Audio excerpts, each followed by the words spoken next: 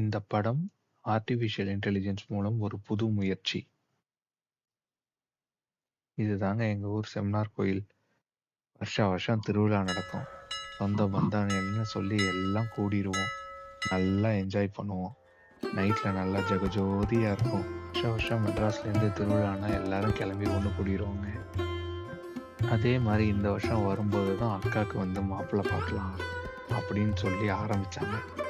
வெளியே ஏன் பார்த்துக்கிட்டு மாமா பையனையே கட்டிடுவோம் அப்படின்னு முடிவு பண்ணிட்டாங்க. இதை உட்காந்துருக்காரே, இவர் தான் எங்கள் மாமா. இது ரெண்டும் என் அம்மாவும் அத்தையும். 2 பேரும் நல்லா தோஸ்துங்க. நல்லாவே பழக்கம். கல்யாணம் ஆனதுலேருந்து, அவங்களுக்கு கல்யாணம் ஆனதுலேருந்தே. இவர் தான் டேடி. மனுஷன் அன்னைக்கு ஃபுல் ஹாப்பி. கல்யாணம் எல்லாம் நல்லா ஆட்டம் பாட்டம் நல்லா ஜம்முன்னு தான் போச்சு. என்னடா அங்கே பின்னாடி ஒருத்தன் பொம்பளை ட்ரெஸ் போட்டு உட்காந்துருக்கானேன்னு பார்க்காதீங்க. அவர் தான் சகுனி. இருக்கிற எல்லா சகுனிகளையும் வீட்டில் பார்ப்பான். அது என்னன்னு அந்த கதையை அப்புறம் சொல்கிறேன். அக்காவுக்கும் மாமாவுக்கும் முதல்ல நல்லா தெரிஞ்சதுனால நல்லா டேக் ஆஃப் ஆயிடுச்சுங்க. ஃபஸ்ட்டு 2-3 வருஷத்துக்கு எந்த பிரச்சனையும் இல்லாமல் தான் போயிட்டுன்றது. அப்போதான் ஆண்டவனா பார்த்து ஒரு பெரிய குண்டா தூக்கி போட்டான். எப்பயுமே கடவுளுக்கு வந்து ஒருத்தன் நல்லா இருந்தால் பொறுக்கவே பொறுக்காது. வச்சு நல்லா 6 அடிக்கு ஒரு ஆப்பா தூக்கி சொருகி விட்டான். நம்ம ஊரில் நிறைய பேருக்கு வர பிரச்சனை தான். அக்காவுக்கும் மாமாவுக்கும் குழந்தை இல்லை. அதனால இந்த குழந்தை இல்லாததே ஒரு பெரிய பிரச்சனையா சொந்தக்காரங்க எல்லாம் பேச ஆரம்பிச்சிட்டாங்க. அக்கா எப்பயுமே அதுக்கப்புறம் சோகமாக தான் இருக்கும். பார்க்காத டாக்டரும் கிடையாது. இந்த இங்கே உட்காந்துருக்கானுங்களே டாக்டருங்க, விதவிதமாக டெஸ்ட் எடுப்பானுங்க. டெஸ்ட் எல்லாம் எடுத்து முடிச்சுட்டு உங்களுக்கு குழந்தை பிறக்காதுன்னு சொல்லி துரத்தி விட்டுருவானுங்க. 2 பேரும் மூஞ்சியை தொங்க போட்டு வந்து உட்காந்துருப்பாங்க. இது போக இந்த பஞ்சாயத்துகள் வேற. எப்போ பார்த்தாலும் பஞ்சாயத்தை கூட்டி கூட்டி நல்லா நெருக்கமாக இருந்த குடும்பமே சிதறி போச்சு.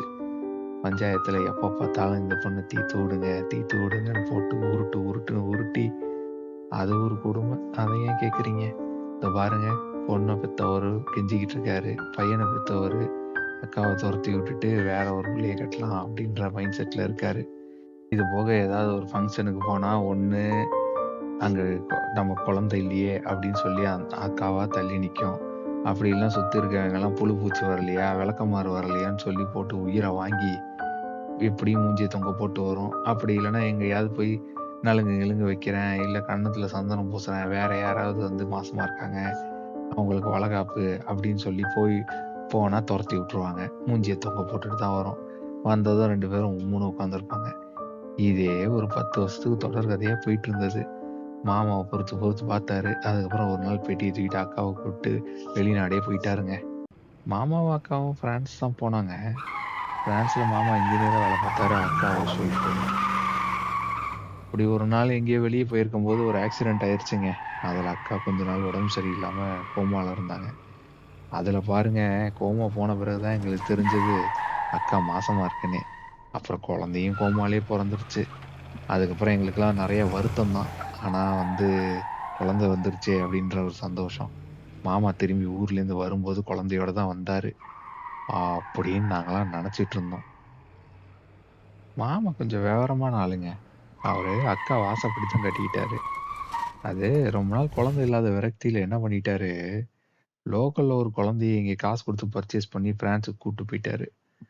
அந்த டைம்ல வந்து கோமாலே இருக்கவங்கள சுற்றி இருக்கவங்க எல்லாரையும் வந்து அக்கா மாசமா இருக்குன்னு நம்ப வச்சு கோமாலேருந்து எந்திரிச்சதும் இதுதான் உனக்கு பிறந்த குழந்தைன்னு சொல்லி எல்லாரையும் நம்ப வச்சுட்டாரு. இது மாமா லோக்கல்ல ஏதோ ஒரு வாட்ச்மேனுக்கு காசு கொடுக்கும்போது நான் யதார்த்தமா பார்த்தேன். அப்புறம் நான் என்ன ஏதுன்னு விசாரிச்ச பிறகுதான் இந்த உண்மை எனக்கே தெரியும். குழந்தையே இல்லாம கஷ்டப்படுறதுக்கு இது எவ்வளவோ பரவாயில்லைங்க. என்னமோ ஏதோ எங்க வீட்டுக்கு ஒரு குழந்தை வந்துருச்சு. இந்த ஐடியாவை சொல்லலாம்னு தோணுச்சு. உங்கள யாருக்காவது தேவைப்பட்ட இந்த ஐடியாவை யூஸ் பண்ணிக்கோங்க. என்ன சுத்தி எல்லாரையும் நம்ப வைக்கணும், அதுதான் கஷ்டம். 4 பேருக்காக தான் நம்ம எல்லாருமே வாழ்ந்துட்டு இருக்கோம். அந்த 4 பேரை வாயை அடைச்சிட்டோம்னா நம்ம பாட்டுக்கு ஒரு பக்கம் நிம்மதியாக வாழ்ந்துட்டு போயிடலாம். இப்போ ஆள் ப்ராப்ளம் உங்கள் வீட்டில் ஓவருங்க. உங்கள் வீட்டில் இந்த மாதிரி ஏதாவது ஒரு பிரச்சனை இருந்தால் இந்த மாதிரி ஏதாவது சரி பண்ணிக்கோங்க.